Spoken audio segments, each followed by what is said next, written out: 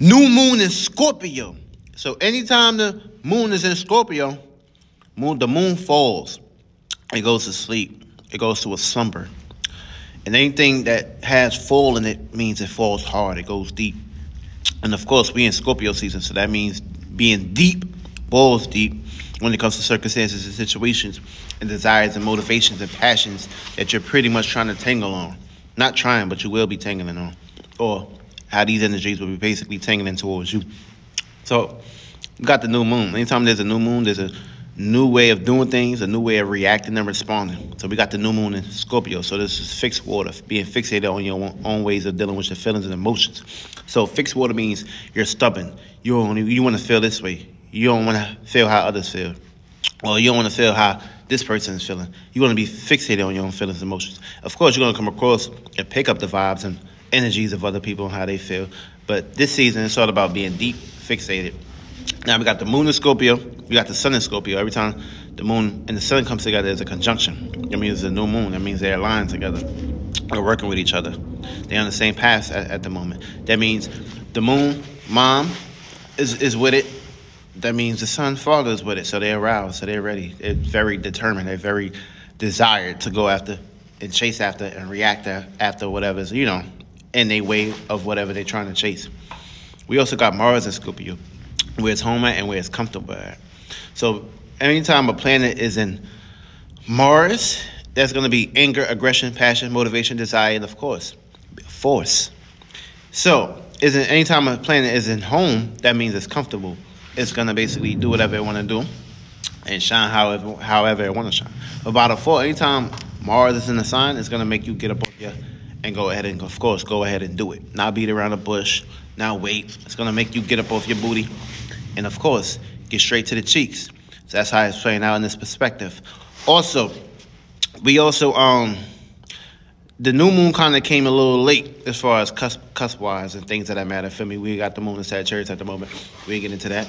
But right now, your focus is going to be, when we have that new moon in Scorpio, your focus is going to relate towards the sun and Mars and Scorpio at the moment. So, of course, whatever, degrees and actions and passions that you're going to be basically taking, it's going to be predicated towards that. So, yeah, those are going to be the energies and things of that matter. Feel me? Now, your oppositions will basically be Uranus and Taurus, and Jupiter and Taurus. What does this mean? Uranus and Taurus means having your own way of being unique and original, and of course, it's a generational planet. It means you got to have your own way of doing things, your own way of conducting yourself. Though, during the sign of Uranus and Taurus, you got to have your own way of being fixated and practical and stable and secure in unexpected scenarios and dramatic ways, where you have to do things in your own way of pretty much, gain a security, a safety, those that matter, feel me? And also, it's going to be some changes when it comes to the things that you was used to being fixated on and used to being stable towards too. It's a new way of, making money matters. Also, we got Jupiter in Taurus. Jupiter is all about growth, expansion, and, of course, experiences.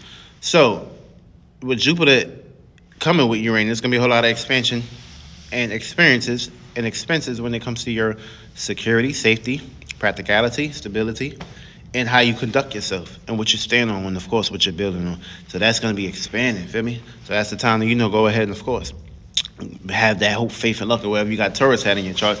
Those are going to be areas and locations where you will be basically going through the circumstance situations of tug of war. See, Mars in Scorpio, Sun in Scorpio, the Moon in Scorpio want you to react and respond towards your desires, passions, and motivations. Jupiter and Uranus want you to have your own way of being stable, secured, and taking your time with it. Feel me? Scorpio want to just get up and do it. Uranus, Jupiter want you to just take your time, be wise about it. So that's where the two opposing energies come from. Of course, your squares will be Leo and Aquarius. It's going to be your squares for all the fixated signs. Of course, wherever you had these energies out in your chart. You also got the cusp going on with Saturn and Pisces and Aquarius. So we're dealing with a cusp energy. So that may be a minor square that you're going to be basically facing. But, Saturn is back direct. And, of course, it's going to be going up degrees again. Also, we got Pluto cusping with Capricorn and Aquarius. So, of course, Pluto is going to be a factor when it comes to your squares. Pluto and Saturn is going to be squaring you.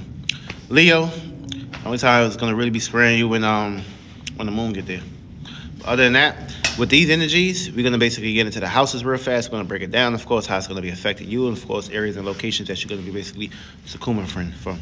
But now, With the new moon in Scorpio in your first house, this is a new way of reacting and responding towards your feelings and emotions, your passions, your desires, your actions, and of course, what you're striving for, aka your personality. Get your personal motivations, your personal desires, your personal actions. Get that going.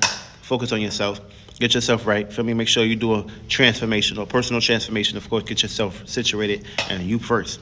Now, the people, places, and things within your seventh house, which is your relationships and how you relate, how others relate towards you, are going to basically be trying to take you off your path. This could be experiences. This could be someone or something or your way of doing things in the own stable, practical manner when it comes to that area and location of the Jupiter and Uranus energies. Now, your oppositions, that's going to be your oppositions. Now, your squares will be basically your Leo energies and the Aquarius energies. So your fourth house is going to be a square, and your 10th house is going to basically be where your squares is coming from, home and family, and of course tensions and dealing with your status, career, and goals. Now, your second house, you got Scorpio in your second house. See, the moon is exalted here in the second house, but Scorpio is actually debilitated here in the second house, but it's also opposition. So basically, by default, that puts you into a situation of being a Libra ascendant. So Libra ascendant, you're going to be reacting and responding towards a new way of coming when it comes to money, value, resources, and of course material and things that you stand on.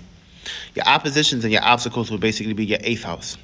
Shared resources, shared sexual desires, shared passions and desires, and people, places, and things that you share these energies with. Feel me? Now, your oppositions is going to basically be coming from, that's going to be your opposition, but your square is going to basically be coming from your 5th house, and your other square is going to basically be coming from your 11th house. Associations, and you, of course, your love and romance. 3rd house, if we got Scorpio in the 3rd house, it's pretty much a new way of reacting and responding towards deep thoughts and deep ways of thinking and communicating and sharing ideas when it comes to your friends, siblings, neighbors, environment, your surroundings. Transforming your surroundings, taking action on your surroundings, being very aggressive. Or you're going to be facing these energies from people, places, and things that's towards your domain. Now, your opposition is going to be basically coming from your 9th house. Your moralities, your experiences, and your meanings and reasons. And your squares will be coming from the from your 6th house and your 12th house. I'm lying. Your square is going to be coming from your 3rd house and your 3rd house and your 9th house. You a Gemini ascendant. Cancers is next. You got Scorpio on the 4th house. See, the moon's comfortable here, but of course, the moon in this house is going to fall here. So you're going to be dealing with some whole ups and downs when it comes to home and family and privacy and comfortability. You're going to go through some deep transformations in there. You're going to be dealing with some anger and aggressions in there. Your oppositions will be coming from your 10th house, your responsibilities, duties, and of course, your obligations. We're going to run this through real fast. Now, if you got Scorpio in your 5th house, you're going to be reacting and responding towards a new way of dealing with love, romance, and of course, love affairs. And of course, your creative endeavors and of course, your gifts and talents. Now, your oppositions and your obstacles will basically be coming from your 11th house. People, places, and things that you associate yourself with. Now, if you got Scorpio in your 6th house, if you got the new moon in Scorpio in your 6th house, this is actually the Gemini ascendant. I don't know what the hell I'm talking about. Yeah, this is Gemini ascendant. If you got the moon in Scorpio in your 6th house, you're going to be coming up with a new way of reacting and responding towards your work ethics, your health, your routines, and of course your 9 to 5s and your schedule systems. Your opposition is going to be coming from your dreams, imaginations, and tiredness. If you got new moon and Scorpio in your 7th house, you're going to come up with a new way of taking control over your relationships and new way of relating. And of course your oppositions will be you. If you got new moon and Scorpio in your 8th house, you'll be reacting and responding towards the moon is full here, but of course the 8th house of Scorpio is home here. So you'll be reacting and responding to a new ways of dealing with your desires, your motivations, your passions, of course your anger and aggression. It's Aries ascendant. Now, if you got the new moon and Scorpio in your 9th house, you're gonna be reacting and responding towards a new way of dealing with moralities, meanings, reasons, purposes, and of course higher learning. And your opposition will be basically coming from your 3rd house environment, your friends, and whoever you talk to. 10th house. You're going to be reacting and responding to a new way when it comes to your desires, your goals, and what you're trying to achieve. Your home and your family will oppose you, or you could be opposing them. If you got this in your 11th house, you're going to come up with a new way of dealing with your feelings and emotions, and a fixated way of dealing with your associations, groups, friends, and acquaintances. Are these new people that I can rock with or not? And last but not least, if you got Scorpio in your 12th house, it's a new way of reacting and responding towards your subconscious in a deep way, and of course, separating from people. And of course, your work, your routines will be the opposition.